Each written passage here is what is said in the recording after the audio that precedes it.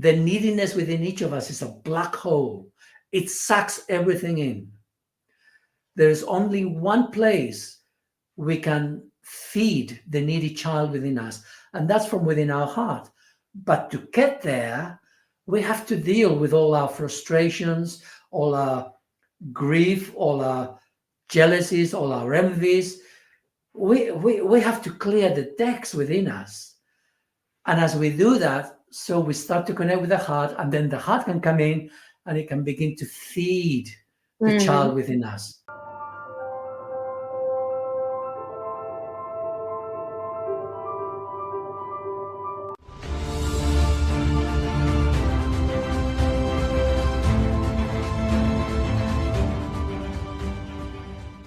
Hello, Astrid. Nice to have you here once more.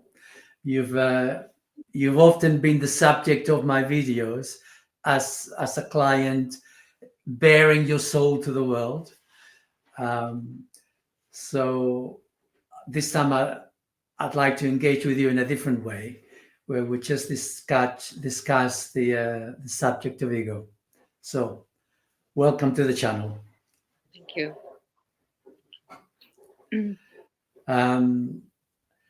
I thought it'd be great if you began by sharing with us what you understand by the word ego and how you perceive it in relation to self-development. And well, anyway, that's plenty to get on with. How I look at it is, in my case, I will talk from my perspective. The ego in which it's in my situation is constantly, it's sometimes it's a pain in the ass, and I never are able to really have a commitment with that part of me, to allow it to be there, to bring things in my awareness which I need to look at. For some reason, I constantly in a kind of struggle and fight with that part of myself. Sometimes it's in the background, and sometimes it's much more in the forefront.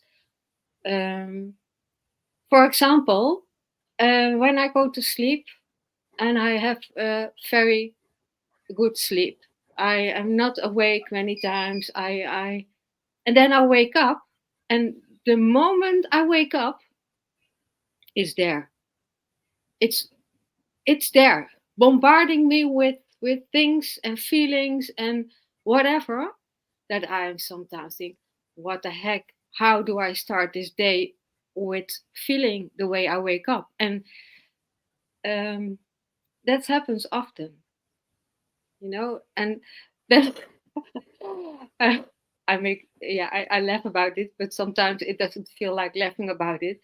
At some point, I really would like to let me sleep, so I don't have to deal with that kind of, like an idiot. It's almost idiotic stuff going on there, and that's the way you start your day. And that, I think, oh my, and I only are able to get out of it when I go straight up and go do my things.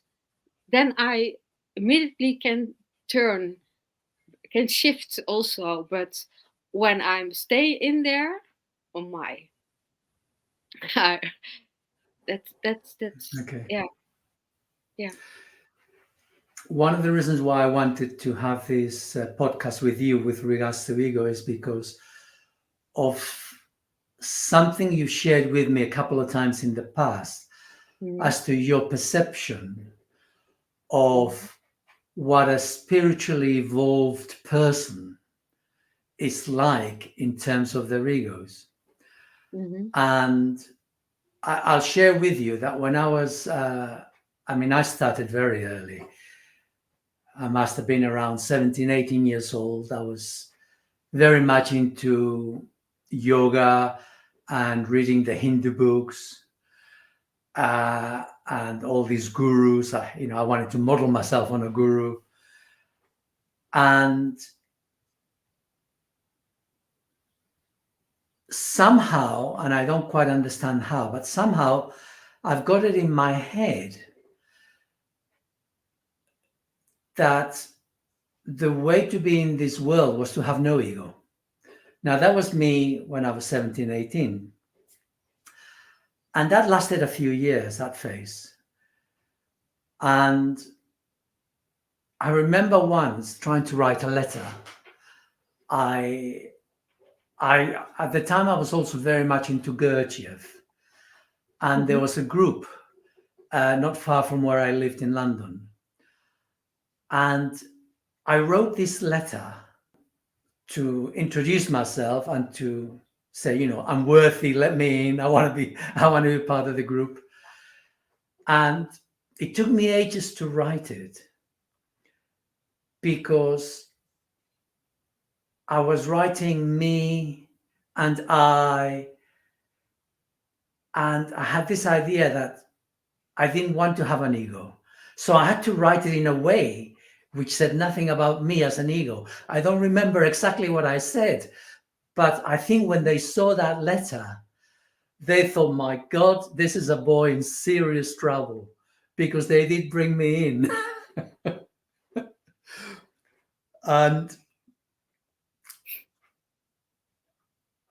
so I had this perception that to actually be spiritual, it meant to be egoless. Mm-hmm. And you've given me that impression a couple of times, and we've talked about it a little bit.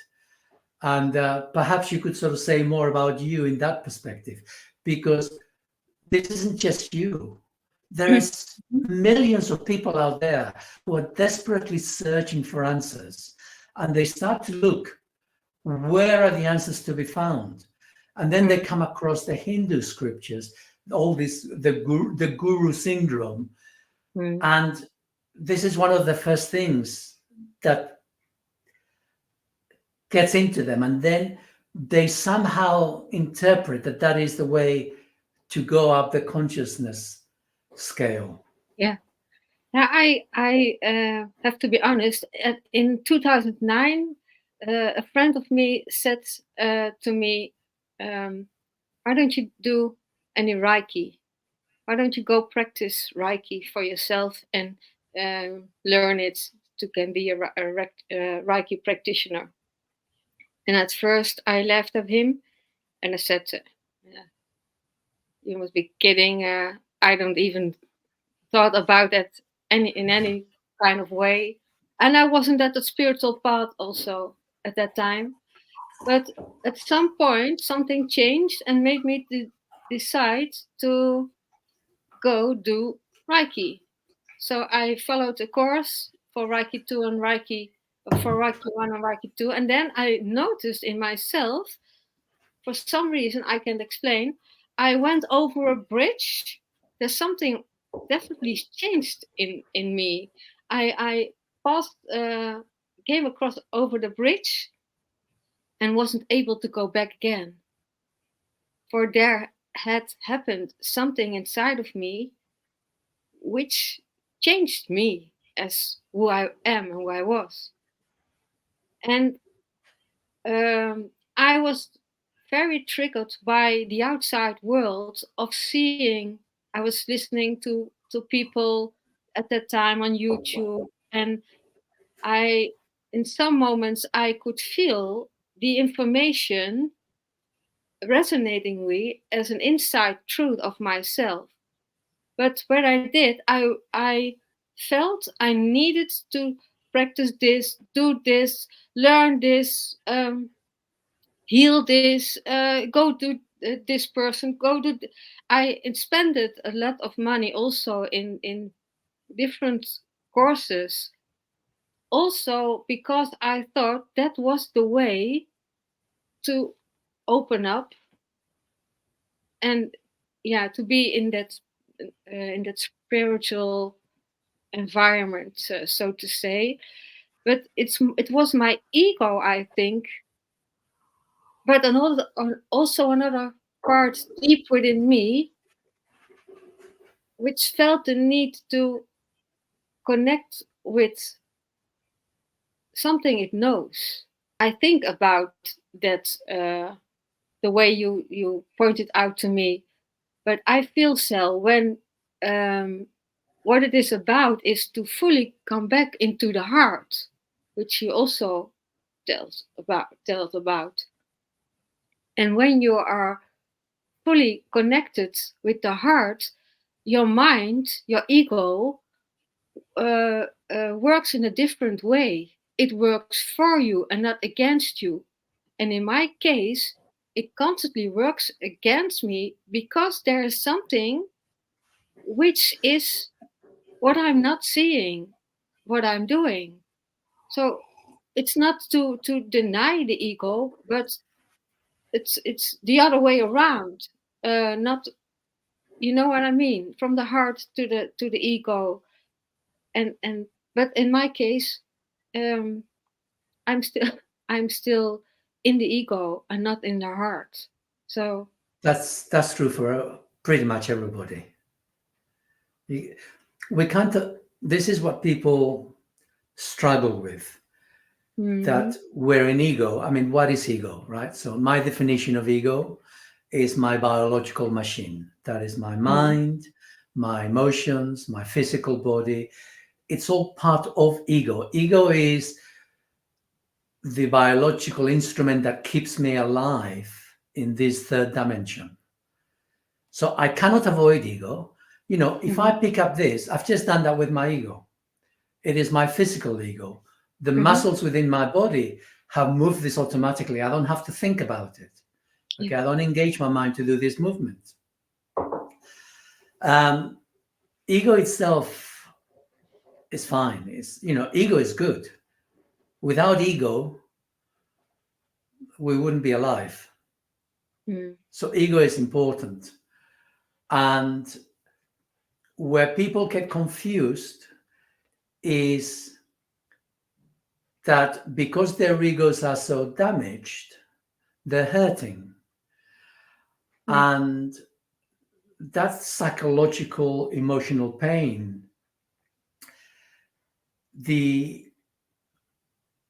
the mind part of the ego is constantly trying to protect the system from exploding. yeah, And when we have emotions that we struggle to experience because they're so painful, and we don't have the psychic resources, we don't have the ability, because we've never trained. If you've never picked up 100 kilos of weight, yeah, it doesn't matter what you do, you're not going to be able to lift 100 kilos of weight. You have to build up to it. yeah, You have to strengthen your muscles. So it's the same thing with our emotions. We have to strengthen our psychic muscles. We have to strengthen our capacity, our intensity for emotional experience. To experience intense grief, intense sadness, even intense jealousy.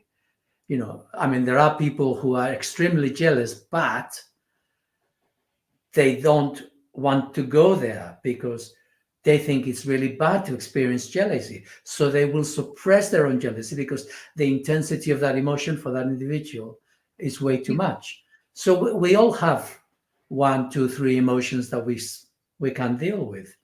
So our mind comes in to protect us. So now here you are, and you share your struggles, but your struggle, like with everybody else, is the lack of sufficient resources to experience the emotional intensity. So the mind comes in to protect you. mm, It's only trying to protect you, um, but your experience of that is that your personality is split into different fragments. And so one fragment is at war with another fragment, because one fragment says, well, I want to be egoless. because I've learned that in the past from whatever I've read. Okay. And that's the Mhm. way to move forward. And another part says, well, I'm doing this for whatever reason. And the part that says, I have to be egoless, oh, you're full of ego. So now you've got a conflict between the ego part that is simply defending you with all the words coming into your head to stop the emotions which are burbling under the surface. And then there's the part of you that says, Mhm. no, all of that, I don't want any of that because I want to be egoless. I don't want to be at the mercy of all this, whether it's emotions or whether it's the mind with all the different impulses. Mhm. Yeah. And we Yeah. can't escape that. We cannot escape that. You know,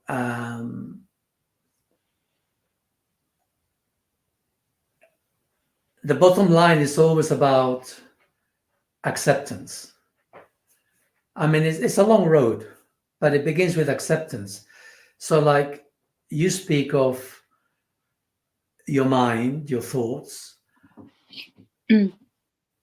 and you can't fight them, Mhm. as you know, you cannot fight the thoughts. So, what do you do? I mean, what do you do if you cannot fight the thoughts? What do you do? Avoidance, for example. That's a fight. That's fighting. Yeah, I mean, we all avoid. There are times. There have been times when I become emotionally distressed for whatever reason, and my mind begins to regurgitate because it's trying to protect me from the intensity of the emotions which I don't want to know about. So I'll go and I'll play a computer game, and that shuts off my mind. Um, there were years ago when my mind was really 10 to the dozen. I would distract myself by listening to plays.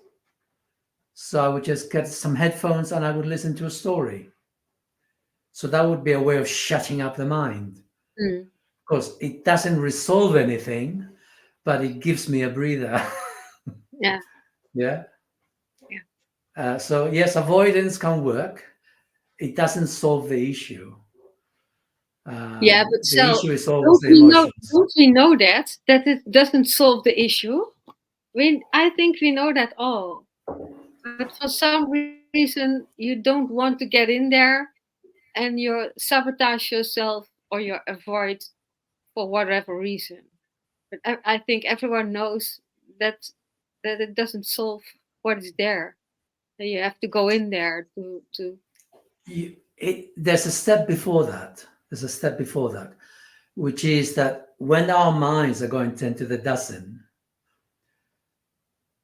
we somehow need to learn to generate separation Mhm. so that we don't avoid the thoughts. We don't thought, the thoughts are just trying to protect us from the emotional intensity.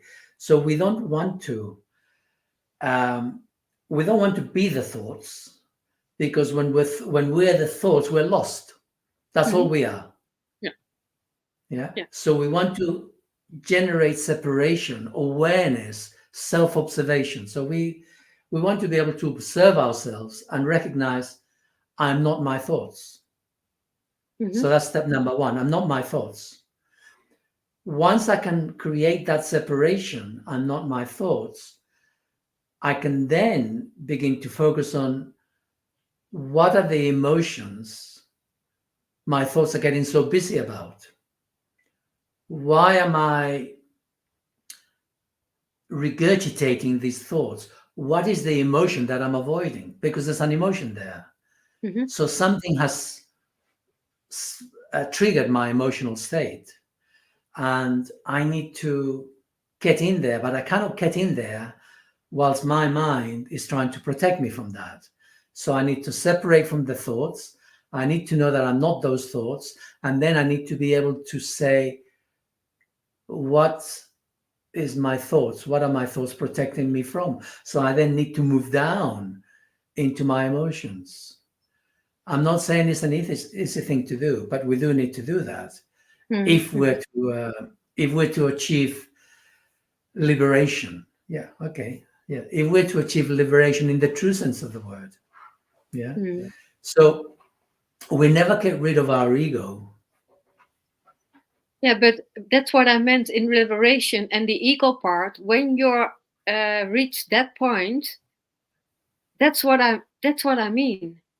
It's not about the ego isn't there anymore. It's about the liberation of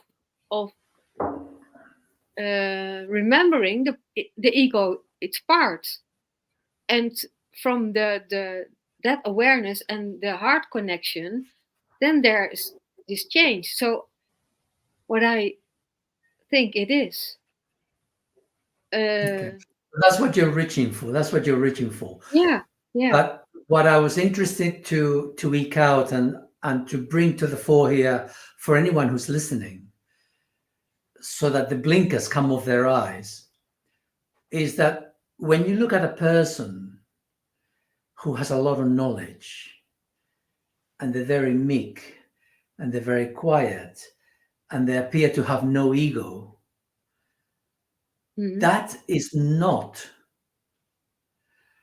a true barometer of their spirituality, of where they're at, because we don't want to get rid of our ego.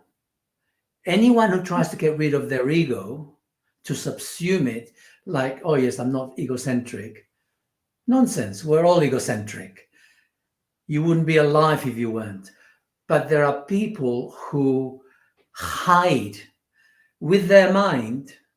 They use their mind to say ego is bad. So they suppress their ego, they suppress emotions, Mm-hmm. and so they create a personae, which is total ego. This is the people who are the least egocentric are the most egocentric. Any person who's out there who's behaving like they have no ego, they are 100%. Okay, so Charlie's disagreeing. At least 70% egocentric. At least 70% total egocentric. But it's like it's a false personae. It's a Mm-hmm. put on job. They are not aware of it because their ego is in charge.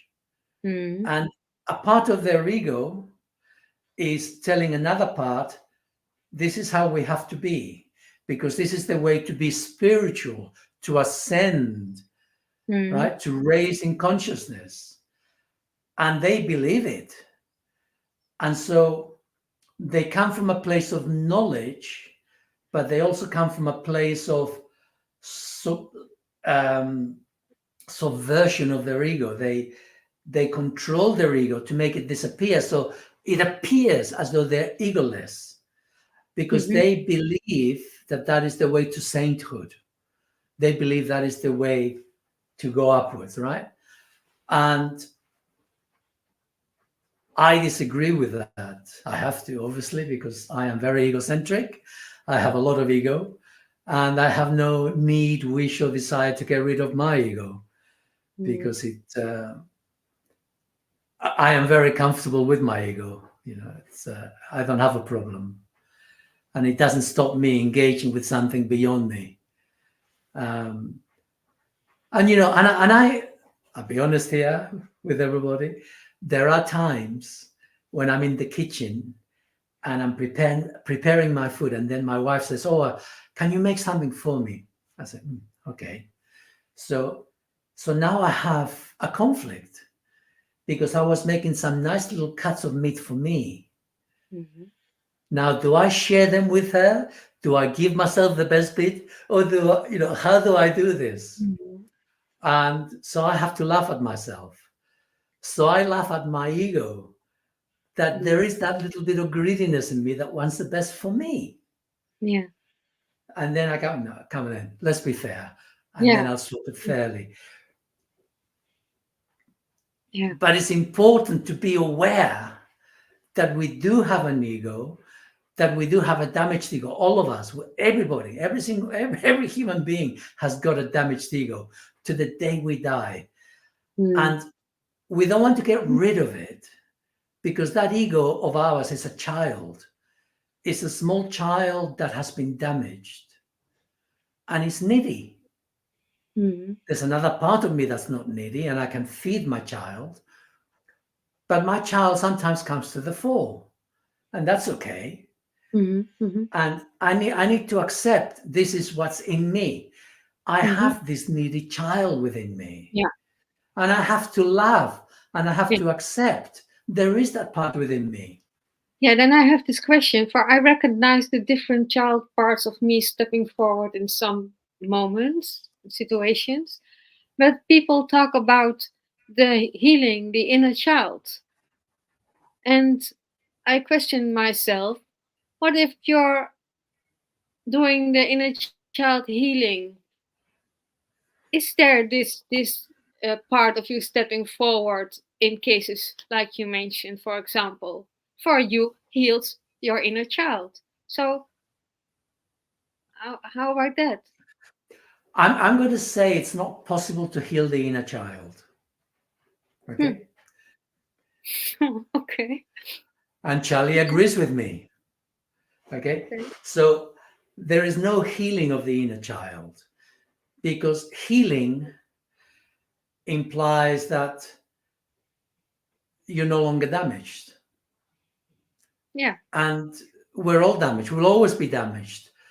What we want to do is to support the child within us, to Hmm. support by experiencing all the emotions that we haven't dealt with from childhood till the present. So we need to clear the backlog, and it takes a while. We need to clear the backlog. But even once we've cleared the backlog, we've been imprinted, we've been damaged in our heads. Um, there's just no way to go back. But we're not just a child, we're an adult too. Yeah. Yeah. So Yeah. there is my emotional part, and that will always be needy. And then there is my mind that pretty much, not completely, but pretty much has learned to allow me the experience of my emotions.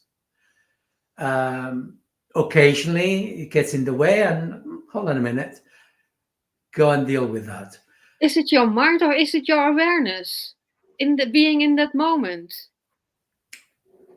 The mind is part of my awareness. Okay, awareness. The human body has got three parts. Hmm. We've got the physical, the emotional, and the mental. They're like three computers, and together they create awareness. Okay, so Hmm. if you've only got two computers functioning, you've got partial awareness. All Hmm. you have access to is knowledge, which is easily lost. When all three computers are working together, what we have is experience. And then that becomes part of the substrate of who we are. Okay, that is um, true feeding of the Hmm. of the of the system. We've now in chess. There's a word for this. In chess, the people who can play 40 games at the same time with different people, what they've done is over years they've played all the moves that other people have played. They've played them so many times that they no longer need to think about the individual moves because now they have a pattern. Hmm. And there's a word for that, and I'll write it down later, but at the moment I can't think of it. And it's like a supra, all the facts have come together, and out of that, you've created something greater, which it cannot separate the individual facts, but it has access to the whole of it. It's a new way of looking at the world. Hmm. Yeah. And Hmm. so this is what happens with our experiences. We don't need to remember every experience in our life, but the collection of the experiences give us a new understanding. And that growth can only happen when all the three are working at the same time. So there are so everybody has those moments. They just don't have them long enough. So most of the time we operate with just two brains, and then occasionally the third one comes in. Yeah, but I know not so long ago, I think about a year, 10 years or so, I noticed while I was in a session, and an emotional aspect came where it was discussed. I for the first time saw what I did. I saw myself going out of my body, and I remember what in the early 20s. I was in a relationship with the father of my son, and I was wondering what I am here, but I am not here. I'm here, but I'm not here, never knowing what it was. Till I, years after, realized that I was always going out. I wasn't even in the body, and It's yeah. very common. Sorry. It's very common. In the latest article I've just put out, which you haven't read yet, I make this relationship. There is something called the Borg in sci-fi, in the Star Trek. Star Trek was something that went on for years, from the 60s all the way to the 90s, and all futuristic. And in one point, there's the Borgs, and the Borgs, they're all extensions of a central intelligence within the Borg cube, and they would go and they would assimilate other people, other races, and they would put little things in them, and then they would lose themselves into the Borg. So their individuality would disappear. You could equate that to communism, if you like, in a political sense. But the way that I interpreted that was in the way that humanity, their need to be part of the group is so intense that they are manipulated into not thinking for themselves. And this is part of the experiences that happen when you were young, which I come to a lot, which is that within each of us, there's that little soul, there's that soul fragment. And we are indoctrinated from very early in our lives to conform, not to question, take on board, believe. But the soul within us, that little fragment, it rebels. And so it is their job, the ones who teach us or used to teach us, to suppress that, to grow up into a Borg attachment of the central focus within government, whether world or individual nation, whatever it is, but simply to be part of the group, not to question. And most people are like that. You going off your body, this is what a lot of people do, because it's the only way to survive. You separate, you have these intense emotions you cannot deal with. You have to get rid of them. You suppress them. And so separation, detaching yourself from yourself, whether it's physical in real or whether it's just the way you interpret it, the result is the same. A part of yourself goes out of the system. Yeah. And in doing that, you become a slave, because your anger, what defines you as an individual, is shunted to one side. It's suppressed. And in fact, part of being part of the Borg collective on this earth is precisely that. The suppression of our anger when we're young, the little bit of soul fragment that says no. Mm. Teacher says, do this. No, I won't do this. You know, I was like that.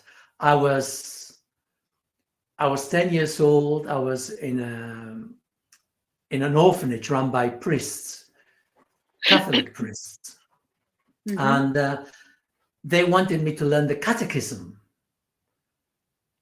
And Mm. the teacher would say to me, the priest would say to me, they used to call me Salvadorin. Question number 5. I don't know. Have you read it? No. Come to the front, put your hand out. And they would whack me. 10 and a half years old, they would hit me because I wouldn't learn the catechism. They wanted to indoctrinate me. They believed in it. That's what they thought. They were part of the Borg system. So they wanted me to be part of the Borg. And this is how they did it, by punishing me. Submit. But there was that little bit in me that said, no, I wouldn't. And that's the bit in us which they have attempted to suppress in most of us. And to a great extent, they succeed. And it Yeah. doesn't happen overnight. It takes a few years. But there was some research, I've got that in one of my articles, where when children are just a few years old, their imagination is all over the place. They're geniuses in terms of their ability to look at the world from different perspectives. But Mm. by the time they've grown up into adulthood, they've lost their imagination, Yeah. their Yeah. capacity. They Yeah. have suppressed. You see, we don't Yeah. just suppress our emotions, we suppress our imagination too. Because within the imagination, we look at the world from different perspectives, Yeah. and that's not allowed. The COVID period was a great example of that. Yeah, I didn't want to go there, but yes, No, no, no, no. I don't want. No. I don't want. I don't want Yeah. to sort of Yeah. put too Yeah. many. But yes, certainly the pandemic. Yeah. The pandemic certainly highlighted the difference between those who saw the world one way and did not want to question, and those who refused Mhm. and Mhm. said no for their reasons. Were they right? Were they wrong? Well, we're Yeah. now discovering what the truth is. Yeah. So, But and the interesting thing was that all those people who conformed, they so desperately need you to conform. yeah, I but mean, what I feel, what the mechanism behind that is when you have a child who is so afraid, it grabs to his mom's or father's leg to seek for protection. So the mechanism of making everyone part of the Borg collective. yeah, and so fearful, no one is even more in his own connection able to look inside themselves to know if it's the truth or not. They are like little children grabbing to to the one who think they have the solution. So the mechanism of that child parent is what's been reflected to us as adults. As I was saying earlier on, um, to have awareness, we need all 3 brains working. Yeah, to really understand ourselves, to really know what's going on. First of all, we need to integrate ourselves because we're so fractured that sometimes one part of our mind, one personality is in charge, then another personality is in charge, and we don't have communication between them. Mhm. It gets a bit blurry. Which bit of me is me? Well, they're all me. They're just fractured. They need to come together, and that only comes through awareness. And through awareness, we gain experience, and the experience begins to build within us. And that experience, we don't need to remember the individual events. but they somehow they build something new. So out of the experiences, a supra experience, if you like, comes up, which allows us to understand about Yeah, ourselves. but what about our inner knowing? Hold on, hold on, hold Yeah, on. yeah. Haven't got Okay. there yet. So as we begin to sort of connect the different parts of ourselves, we begin to realize that, there are moments when our heart comes through, when we experience feelings, Mhm. when we actually feel. And that is quite different.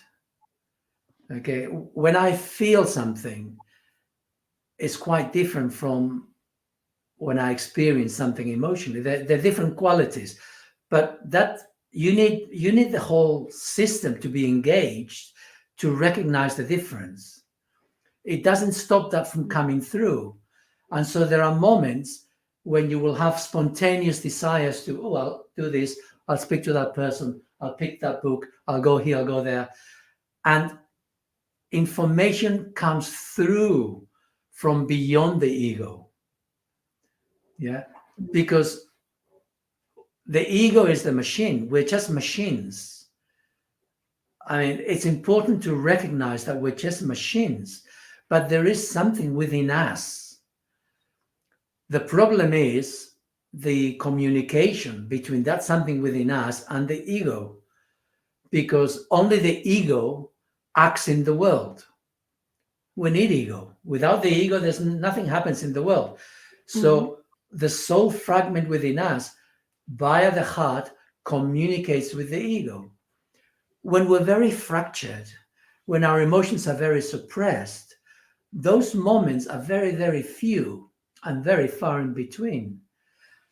As we gain understanding, as we, through self observation, as we begin to put the pieces together within us, the ego doesn't go away.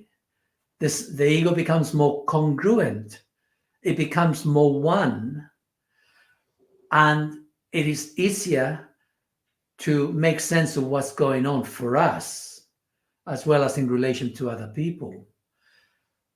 And as that process grows within us, so the communication from our hearts becomes more and more pronounced. And Mhm. for that process to happen, we also have to deal with those emotions, which is the backlog, which interferes with the heart really expressing itself. Because when we've got suppressed emotions within us, we are in a reactive mode. Mhm. We're not in the world, we're not experiencing the world. Our three brains are not congruent working together because the suppressed emotions, they are a spanner in the work. And so there is that process that we have to go through. And not once, but as we do that, as we release the suppressed emotions from our psyche, so it gets easier and easier to hear the messages that come from within us. Mhm. And that is where happiness lies, because the ego by itself, the emotional part of the ego by itself, is small, it's damaged, it's needy, it's a little child. Mhm. And that neediness is what defines most people. We ourselves, because we're so needy, we try to have relationships with other people, but we're engaging with our neediness. Yeah. So is the other person. And if I am a woman, it's not 100% this way, but if I am a woman, the chances are I am more likely to put myself in their shoes Mhm. because I'm more empathetic. I'm more naturally more empathetic. I put myself in their shoes. What do they need? How, but behind that, how will they love me? So I put myself out there for them, and I put my heart out to them. But it's Yeah. not it's not real. It's not real. Hold on, it's not real because I put my heart out to them, and I'm hoping I am desperately hoping, my needy ego is desperately hoping they will love me back to feed my ego. But of course, the other guy doesn't, because he is too self-centered, he's too self-focused, he's too needy himself, and he's looking for mommy, and he's found the mommy and take care of me. And it's an imbalanced relationship, and it is imbalanced. It's imbalanced on his part, but it's imbalanced on the female's part because she does not know how to love herself. She hasn't got it there. She hasn't dealt with her neediness, because her neediness can only be fed by her heart. Only she can feed herself. Only she can love herself. The other guy can't love her. No one can love you. We can, but Yeah, not. yeah, yeah, yeah. No one can feel the neediness. Mm. It's a black hole. The neediness within each of us is a black hole. It sucks everything in. There is only one place we can feed the needy child within us, and that's from within our heart. But to get there, we have to deal with all our frustrations, all our grief, all our jealousies, all our envies. We have to clear the decks within us. And as we do that, so we start to connect with the heart, and then the heart can come in and it can begin to feed the child within us. The child within us will never get fully fed. It's a black hole. Okay, it's a black hole. However, the heart can give us enough love to keep us satiated. And what So is that? my relation, satiated means I'm full. Okay. I'll still be hungry in a minute, okay? In a while, I'll need another meal. But for now, I'm satiated. So I have a relationship, and I love my wife. And she basks in that energy. She basks in my light. And she loves me. And I feel secure in her love. But behind that, I love me. I feed me all the time. I am not needy for my wife. Yeah. She is not needy for me. Our loving each other is the icing on the cake. It's not the Yeah. cake. It's our love for ourselves. It's our love for our ego Yeah. that brings harmony within us. I feel I'm somewhat confused because there are moments I assume I love myself. I recognize myself in what you're saying, doing something to please people or to be liked or whatever, which I was more and more aware of, and I uh, step could step out of it. But there now are moments I feel I want to be a part of something, and I decide not to take part. And that it confuses me because I don't think now, is it my ego, which my wounded part, or is it truly the love for myself which decides not to do, not engage in whatever? Well, usually is what's your motivation? I mean, why do I want to engage with other people? What's my motivation? Hmm. Where does that come from? It's a Yeah. mental program of some sort. Yeah. Um, when I want to do something for Jenny, um, it gives me pleasure. I experience pleasure within Mhm. myself. It's an emotion. I experience the pleasure. Um, well, actually, Charlie disagrees. It's actually a feeling. So the pleasure is a feeling. Yeah, yeah, yeah, Uh, yeah. that's not true for everybody. but in my case, it is a feeling. So it actually comes from my heart. Um, I don't do it because I expect anything in return.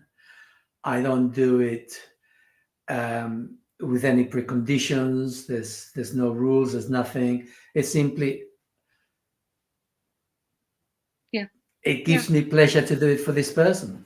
Yeah. I wouldn't do that for everybody. I don't Yeah. get pleasure doing that for everybody. Yeah. We all have our loyalties and our regal relationships, and it's fine. I mean, there are no rules. If it gives you pleasure to do something, go for it. Yeah. I Yeah. mean, if it gives you pleasure to hack someone to death, something's not right with the mechanism. But on the normal way of being in the world, Yeah. if an action gives you pleasure for someone else, then do it. Why not? Mm. You're not going to harm another person. You're doing it because it gives you pleasure to do this for them. It's motivation. Motivation's everything. Yeah, but sometimes pleasure can also have an agenda. Yeah, but you'd be aware of that, would you not? Yeah. Yeah. Yeah. Yeah. My No. mum, Yeah. Yeah. Yeah. my mum, who's now long dead, um, she was always giving presents to people. She had an agenda. She knew that when you give a present to someone, they're now indebted to you at a psychological level. I grew up, I never give presents to anybody. Mm. Mm. I don't feel any need to give presents. I don't want to give Yeah. presents. Yeah. It's a sort of agenda. I'm reacting to my mother.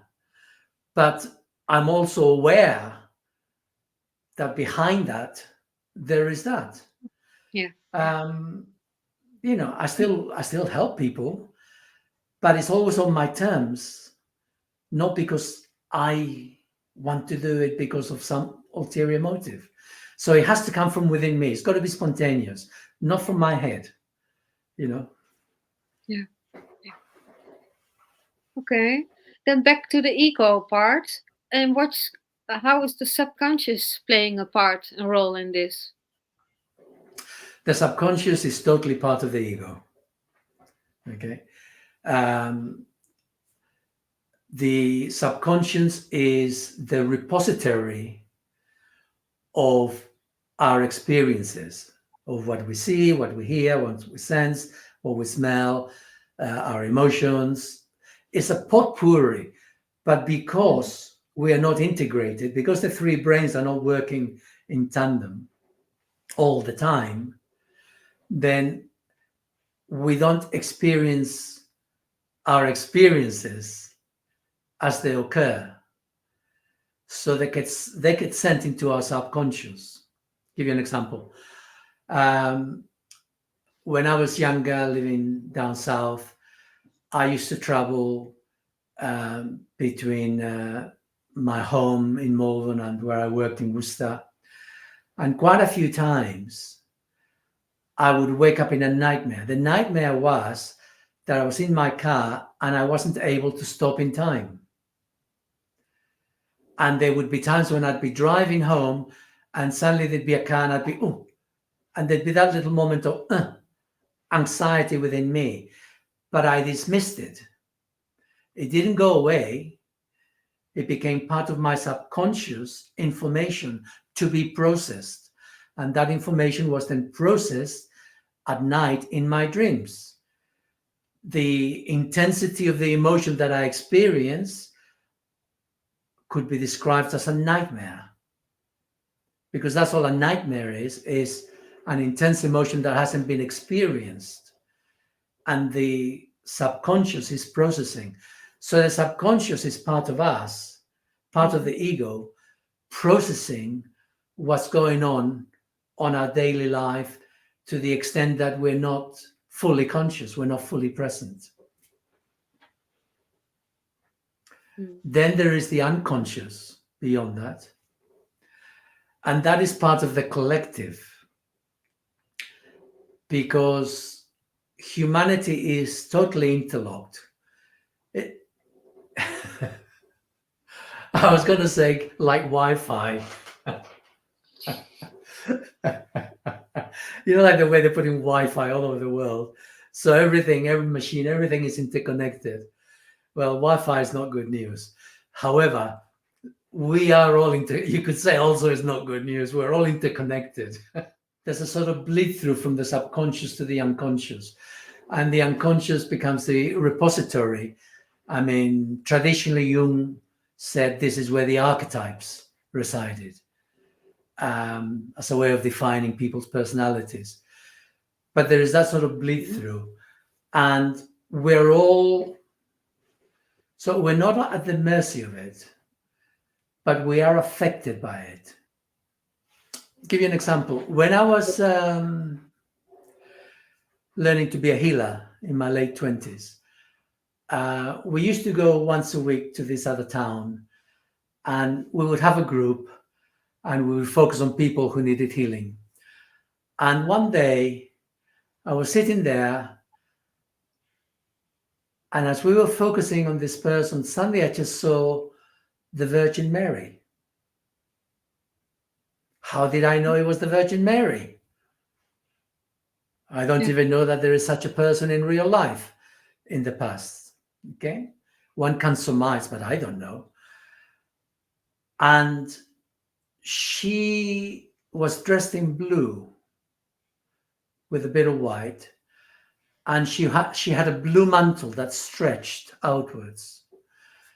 And I shared this with the group teacher, and he said, "Oh, you've just interpreted what was going on in the group. We were sending the protection, the healing, and so your mind brought forth the archetype of the Virgin Mary as a representation. This is what's happening." Yeah. So it was pulling information from a deep pool of our collective and giving me that information as a collective, as an image of the collective.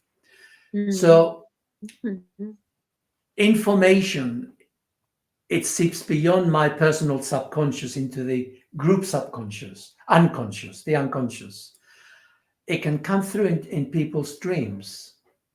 So sometimes people can connect to the archetypal unconscious within their dream states as they're sort of waking up in that place. Isn't that also the case when someone is channeling?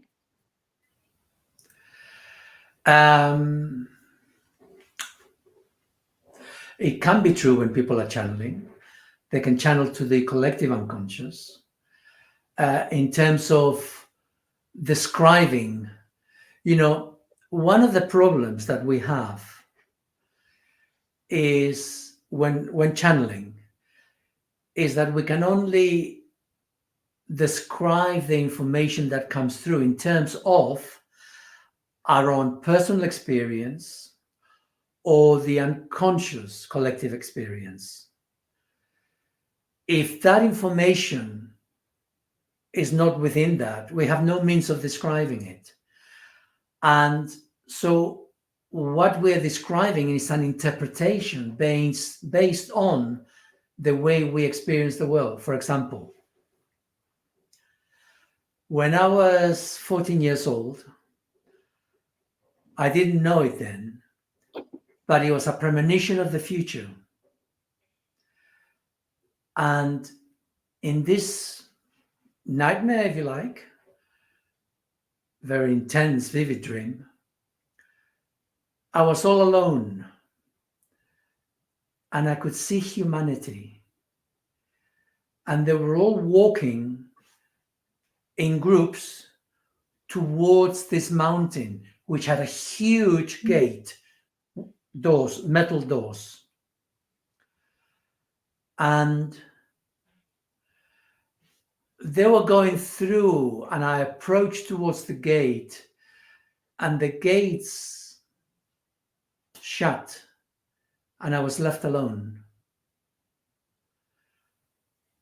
Humanity had gone elsewhere, and I was left behind. I'm 70 years old. I can still recollect it very, very vividly. It was an intense, and at the time, it's like, oh, I'm all alone. And in many ways, it was true, you know, from humanity. I was on my own. Mhm. And in a way, it was a reflection, but it was a deeper reflection. But my subconscious interpreted that from the information available at the level of the unconscious. That's how I did it. Uh, there's been a number of psychics, channelers who I've listened to in the past, very famous. And it's very clear to me when I've listened to them, read their transcripts, how their religious affiliation um, paints over the information they're sharing. Yeah. Mhm. Um, there's others who have been affected by alternative theories, alternative conspiracy theories, and that has affected how they've expressed what comes through them. Mhm. And this is the greatest difficulty for us, that psychic channels are not necessarily congruent within their ego. They haven't dealt with all the Mhm. obstructions in their ego. So what comes through them is partial, and what comes through, although it has elements of truth, is clouded by their personal experiences or the personal indoctrinated knowledge. It's very difficult. It's very difficult for us. I mean, this is why, speaking personally, I am so aware of all of that's gone before me, and I'm so critical of anything that comes through me. I don't accept it at carte blanche. It's important to be skeptical because we're all damaged egos to a greater or lesser extent. Mhm. So anyway, Yeah.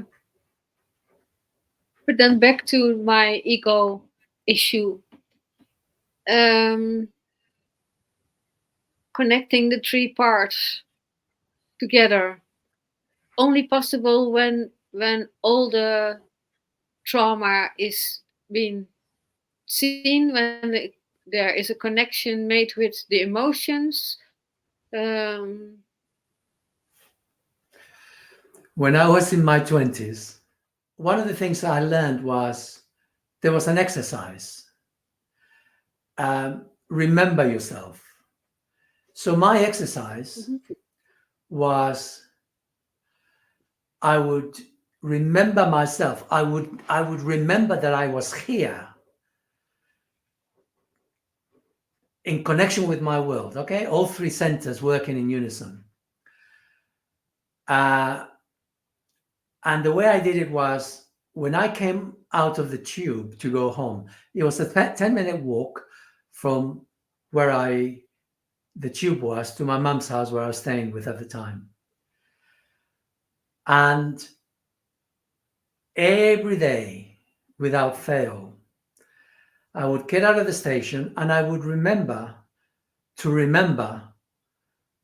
that I was going to stay focused on me on the journey to my mom's house. 10-minute walk. It never lasted more than about 10-20 seconds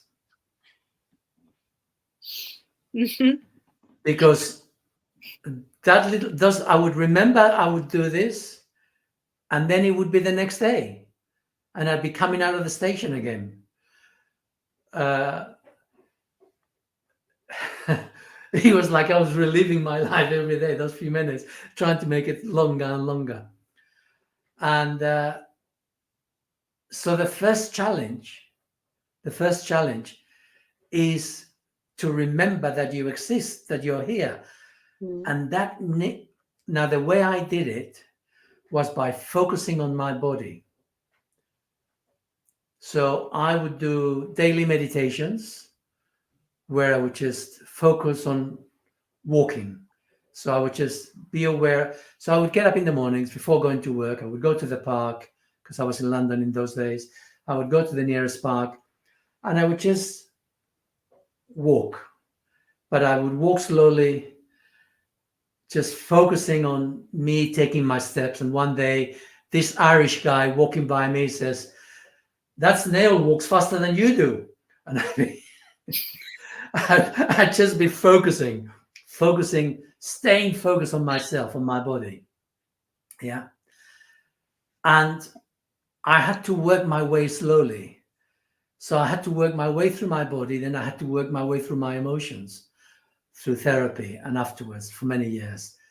So it's a journey we all have to make, and people do it in different ways. Hmm. Yeah. But we have to integrate all three centers. Without that integration, it's really hard to move beyond. The best way of integrating the three centers is, first of all, to integrate one part of our personality. So the one part of my personality which integrated the rest of me was the one that said, initially, I want to be a guru. Hmm. Then I want to be a really good healer. I want to be a spiritual healer. I want to learn martial arts, Tai Chi. So as I went through, there was one part of my personality that became a focus as a rallying cry to bring the other bits of me together. So the problem with that, and there is a problem, but the problem is the solution, is that we become extremely egocentric, like really egocentric. Because if you want to succeed at something, you have to focus exclusively on it. If you want to be a good violinist, you start really early and you spend hours playing. Throughout your life, you spend hours playing. You don't have much time for other people and, their relationships and their dramas or whatever. So that makes you very self-focused, very self-obsessed. And I was extremely self-obsessed with healing, with how to be a good healer, how to learn all these things. And I spent, 30 odd years, nearly 40 years, just focused on that. But what about So why? What in my case, for example, I notice that every time I start doing something, I do not complete it. Halfway, I quit, and then I remember a part of me. I will never be good enough. And what if your love for yourself is not enough to truly get there where you told to go? That's and that's it's, also a looping situation in my life, for example, that there is this desire, but every time I loop in these circles, and I know it's okay. all about self-love and whatever, but Okay. So in my case, I'll come back to me for a minute. In my case, I became extremely egocentric. Okay. Self-centered, self-focused. But within that, I began to love myself. Egocentric, right? Love my ego. I began to love my ego because, yes, I was totally self-obsessed, but within that, I began to love myself. So I began by every time I hurt myself, I began to, like really feel sorry for me damaging myself. Begin to accept that in me. I've done this to myself. Um, I think that's the most prominent bit about me that I remember about loving myself. That self-nurturing. I began to focus on my little boy and how damaged I was. I began to sort of love that bit of me. And I mean, one of the earliest lessons I learned this in my 20s, was to stop lying to myself. Mhm. Okay. Yeah. Because when we lie to ourselves, we can't see ourselves clearly. We Mhm. delude ourselves. So it's so important.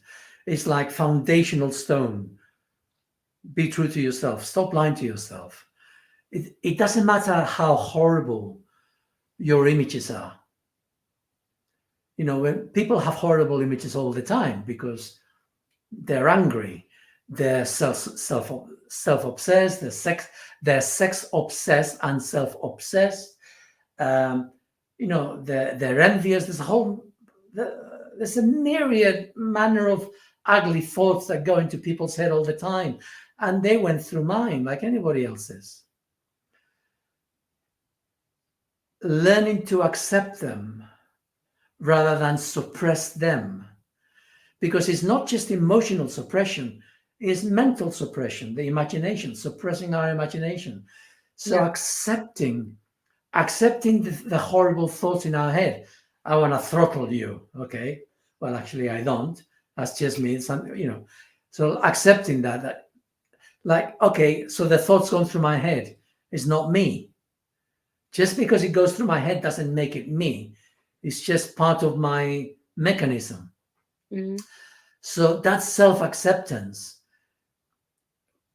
It has to work at so many levels. It's mental, it's imagination, it's emotional, Physical. physical. And then Mhm. recognizing our addictions. Talking of physical, recognizing our addictions.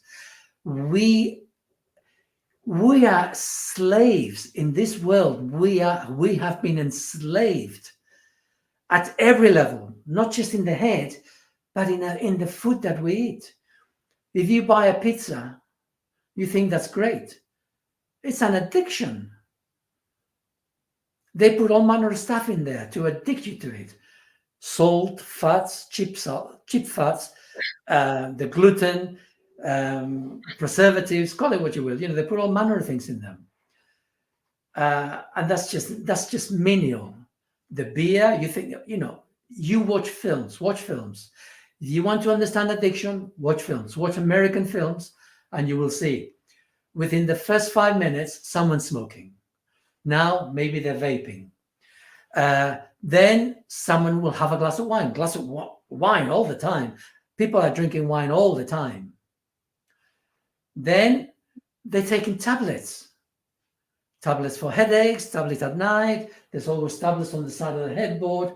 There's tablets everywhere. Food, what do they eat? Pizzas, donuts, all the crappy food. Watch it, film after film. It's filled with crappy foods. That's what you give other people as presents. You give them some donuts. I mean, there's nothing worse than a donut. It's well, I don't need to go into that, but it's Mm. we are we are physically addicted, and we are kept in that place by a continuous indoctrination. We don't stand a chance, really. I mean, you want to find yourself, you want to know who you are, everything's against you. Everything's against you. Yeah. And yet we're going to do it, okay? And at the moment, everything's against us, but we're going to do it. The world is changing. But this is the sort of things we need to be aware of. We need to be aware of that we're not fully here. We need to be aware of we don't love ourselves. We need to be aware of we lie to ourselves. We need to be aware of we're addicted to all these substances. They make us addicted to them. How are we going to free ourselves? A little bit at a time, clearly, but nevertheless, unless we're aware, Mm. I am an addictive I have an addictive personality. I'm addictive to all these things. You cannot change anything. We cannot change anything. We're addicted. We are addicted in our egos. We're addicted to this, we're addicted to these things, to all the social media. I despair sometimes with my wife, and she's very good, but I see it. I see the addiction happening. She goes into these social media things, and you flip to one, then you flip to another one, and an hour will go by. And all you've done is look at little things that only lasted a few minutes, not even that, 30 seconds. When I was in my late 20s, my mother was totally addicted to the television. When people would come to the house and I'd be sitting there and we'd all be glued to the television. So yeah, we'd speak and we'd watch television, we'd speak, we'd go. The hypnotism of the television. I left that behind, went away from London, went to another place to live. And I was doing a little bit of work for the landlady above the place that I was renting. And they went there, and I didn't have a television. I'd given all that up years ago because of my mother. I couldn't cope with televisions anymore. And I saw the television, and I turned the television on. 15 minutes plus went by, and I was just like that. I was hypnotized. And then I came out of the trance and I realized. But that is what we do. We're not aware that we do it. But that is how they keep us part of the subdued Borg mentality. Yeah. Unless we become aware, we don't stand a chance. So the first one is stop lying to yourself.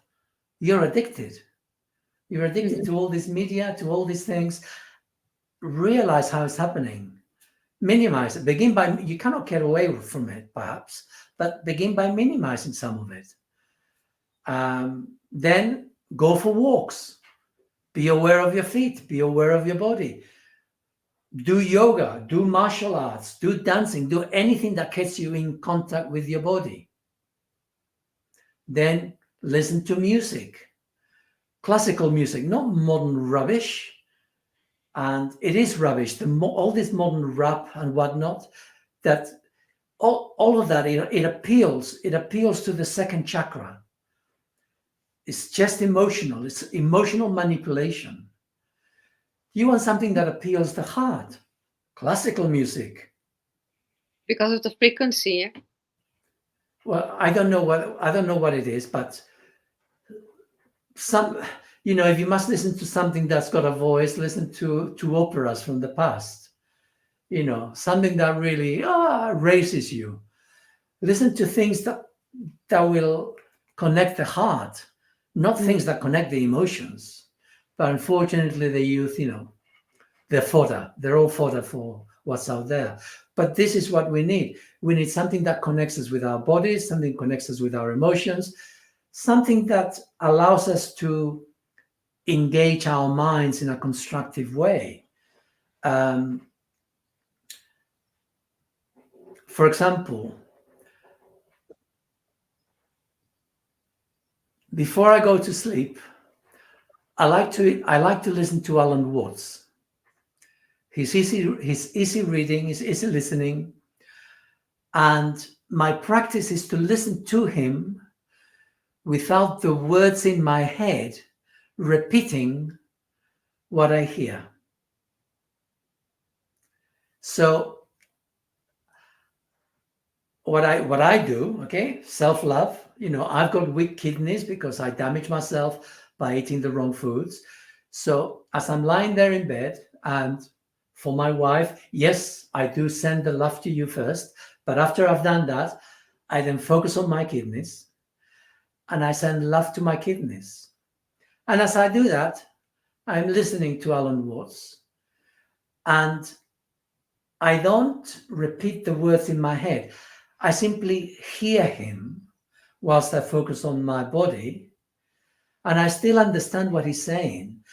I don't need my head to repeat and interpret the world for me. But this is how we do it. We have to integrate. So we become by being very egocentric. And then we get to the point when, okay, I've collected my ego, not completely, but enough that I have an overriding personality in control of myself. And I can use that personality to now let go. Easier said than done. So now with that personality, I let go and I let my heart take over. Mm-hmm. My personality is still there. It's still Yeah. strong. I still have a strong ego, but it's now subservient to my heart. Yeah, that's Yeah. the other way around, which I mentioned. You are observer. Yeah, you are a server to your heart, and not. Yeah, yeah, yeah. But you need to become congruous in yourself. You need to Yeah. develop enough of the personality that's together. Like when you say, no, I start doing something and then I forget I do something else. Well, that's going from bit to bit. That is because your personality needs a little bit more structure, a little bit more congruence. You want to be a bit more self-centered, more egocentric. Stop trying to forget your ego. Focus on your ego. Let your ego come to the fore. The ego is so important. In the Christian religion, in the Catholic in the Bible, we'll go to Christian religion. There's the idea of turn the other cheek. Okay, turn the other cheek is not a good model. That's like I have no ego. You may forgive the other person. That doesn't mean to say that you forgive their actions. You forgive the fact that the other person is damaged. It doesn't mean you accept their actions. Where's your anger? If someone strikes me, I don't take it on the chin. Oh, forgive them, they don't know what they're doing. Fuck that. No, I will defend myself. My mind may come in and say, well, actually, hold that emotion. This is not appropriate for, there may be 50 of them. Run. Yeah. That's self-love, right? Self-love's important.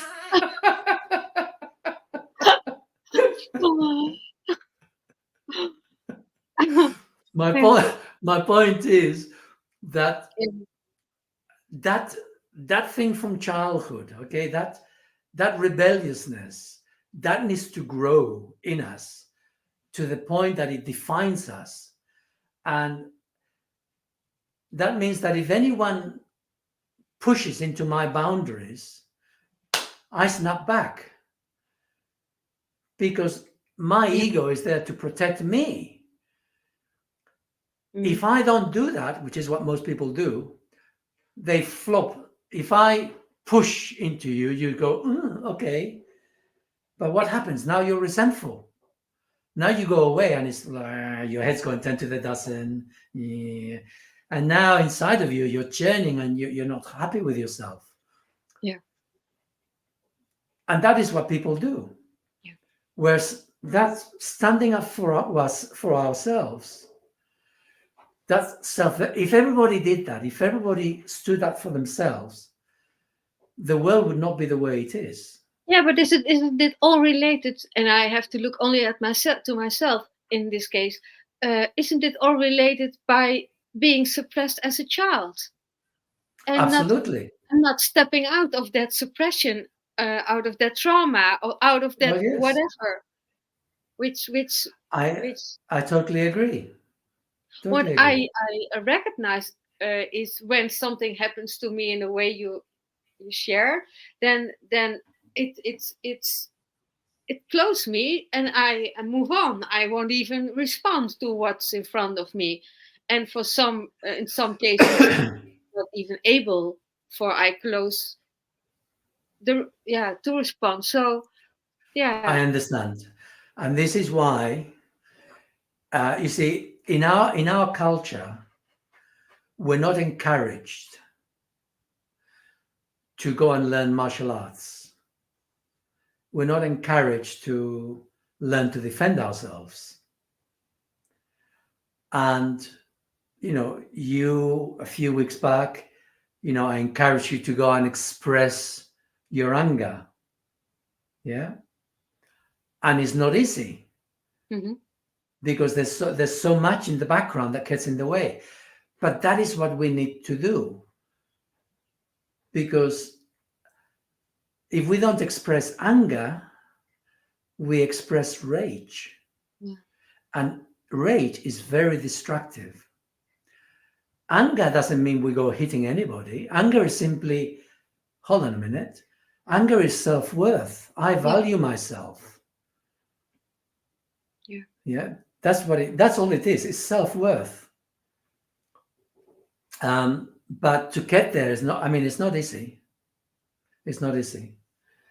Uh, we all have our own journeys to do, but Yeah. it's really important to cultivate anger, and that may mean going bashing something, because otherwise, all that suppressed rage within us is just there waiting for someone to press.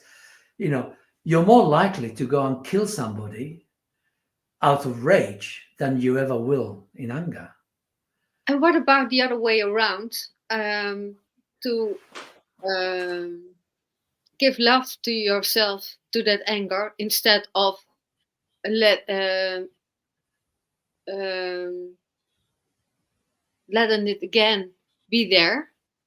Is it that putting oil on fire, or how do you say, to make it worse when you Are you talking about anger, or are you talking about yeah, rage? rage in my case? Right. They're quite different. You see, we need to be so clear, because rage is what happens when our internalized frustration reaches boiling point, because we're not expressing ourselves, Hmm. because we're not true with ourselves. We're lying to ourselves, and we're lying to others. Hmm. Uh, every time that someone pushes you physically, emotionally, mentally, and you move back, you are saying that you're not as good as the other person. You're lying to yourself, because you are as good as anyone else. So you're lying to yourself, and you're lying to them as well, Yeah. because you're telling them you're not as good as they are. So that's another form of lying, not so obvious, but nevertheless, it's so.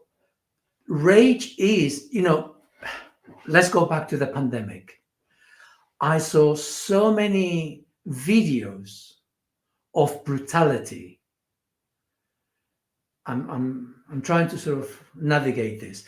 I saw so many videos of brutality by those who were in control, who were insisting that others behaved as they were told to, that when they didn't, they kicked and they punched and they beat them. Those people who were doing that, they were bullies. And bullies are fearful people. And what they were expressing was their rage. They had found an avenue to express their rage within our system in a way that there was no comeback to them. They could be bullies. They could do what they wanted without recourse. The rest of the people who accepted that were lying to themselves because they were not connecting with their anger. Because their anger would not have allowed such behavior to occur. Mhm. But there's 50 of them, so there needs to be 50,000 of you. So you need to keep things in proportion. One needs to be clear. But nevertheless, this is where we are as humanity.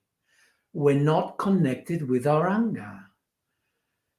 Mhm. We don't value ourselves as individuals. We collectively have been taught not to value ourselves constantly. On a daily basis, it happens 100 times. I'm driving down the road. A police car puts the lights on towards me, and suddenly I get a sensation in my tummy. Yeah. However fleetingly it's there. Yeah. That emotional reaction, that's the recognition. Okay, that's the recognition. So anyway, yeah, enough of I'm not a political activist in any way. Okay, that's not where I come from. I come from the individual, self-awareness, growth, connecting with our hearts. But we need to have a healthy ego. And a healthy ego means we need to be able to connect with our anger. We need to be able to let go of the rage. Otherwise, we're no better than them, whoever them is. We could go on and on. There's so much one could say about ego, but anyway. Astrid, I really appreciate you being here with me. Thank you very much. You're welcome, Sal. Thank you also. See Speak you another soon. time.